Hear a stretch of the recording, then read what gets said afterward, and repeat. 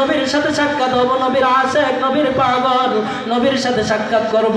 কিন্তু যখন আজকে খবর পাইলাম আল্লাহর নবী এসে গেছে সাক্ষাৎ করার জন্য, আমার আর তোর সয় না।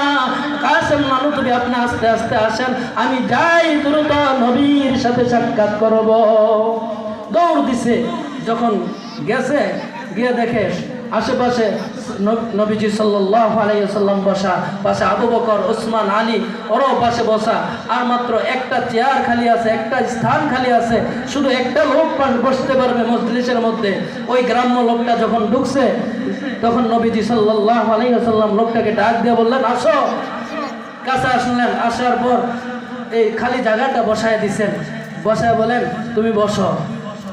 এবার ওই গ্রাম্য লোকটা মনে মনে করতেছে যে দৌড়ায় আসছি, দ্রুত আসছি, কাজটা ভালোই করছি, যদি আস্তে আস্তে আসতাম তাহলে তো কাসেম নানুতুবি এই জায়গা